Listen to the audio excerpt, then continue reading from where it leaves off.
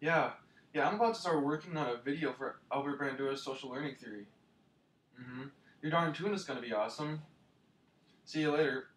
Isn't Albert Bandura's social learning theory really cool? You darn tune! Albert Bandura was born in Bandura, Canada on December 4th, 1945.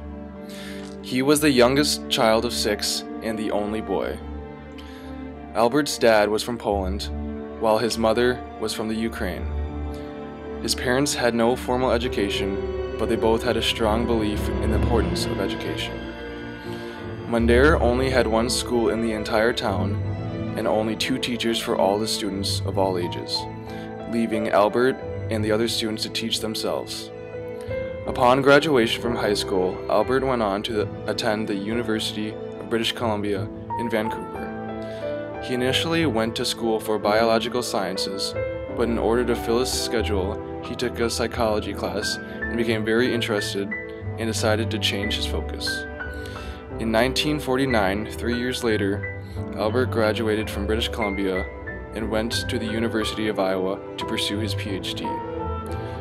Albert got his PhD in 1952, took a job in Wichita, Kansas for a year, but took a teaching position at Stanford University the following year in 1953, where he continues to teach today at the age of 89. According to Bandura, children learn through observation. Whether or not they continue to produce a specific behavior is impacted by reinforcement and punishment. Reinforcement can be either internal or external, as well as positive or negative.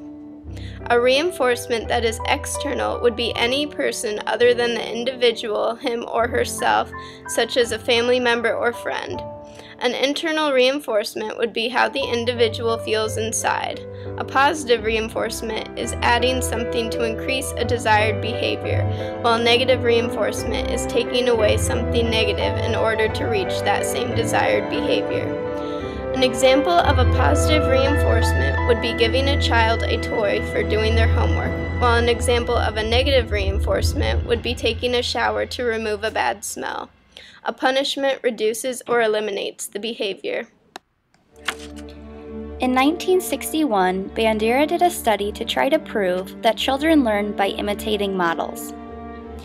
In the famous Bobo Doll experiment, a total of 72 children were used.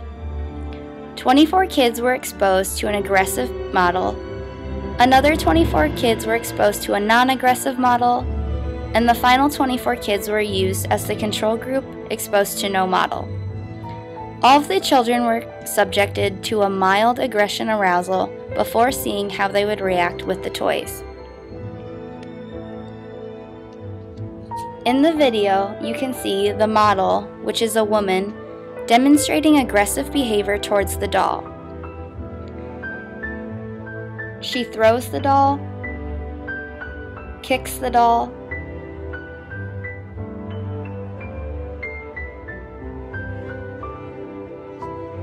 and even punches the doll.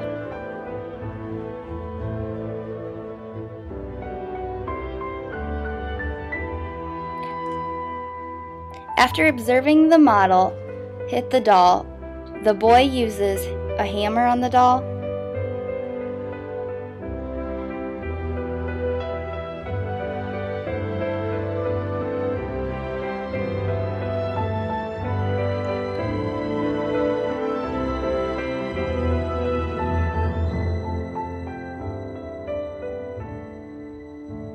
and even brings out a gun towards the Bobo doll.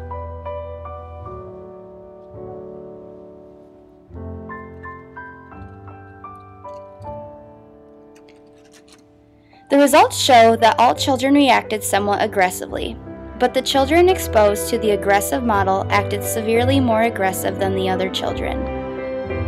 This video is an example of a child that was exposed to an aggressive model. The child is observing the woman play aggressively, and when given a chance in the playroom, he repeats the actions of the model. Bandura says that learning does not necessarily lead to change. In order for a person to be successful in changing a behavior, there is a 4-step process called the modeling process. First is attention. The observer has to be paying close attention, otherwise there can be a negative effect on observational learning. Second is retention. In order for the person to succeed in changing a behavior, they must have the ability to store information. Understanding the initial behavior fully is critical to store it in your brain. The third step is reproduction. In this step, a person will mimic the behavior learned from the model. The fourth and final step is motivation. The person must want to change a behavior and be motivated to do so for them to have any chance at succeeding in changing the behavior.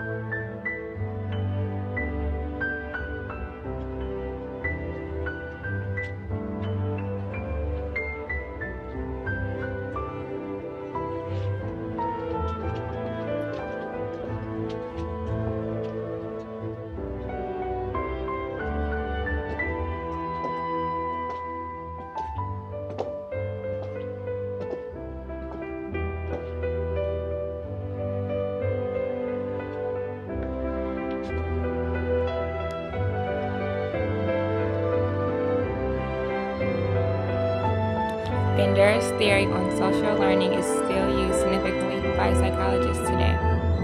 A very controversial topic today deals with violent video games and television and the impact that it can have on kids.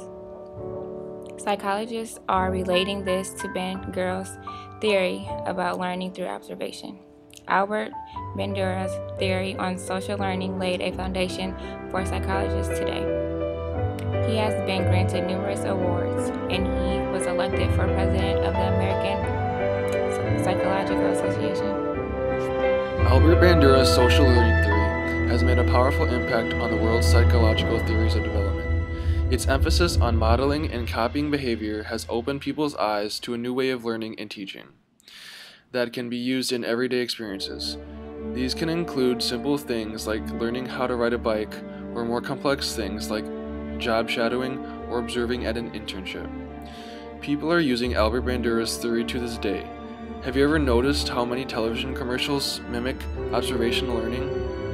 Either way, Albert Bandura has made a difference in the way that people learn, and his contributions in the field of child development will continue to impact people forever.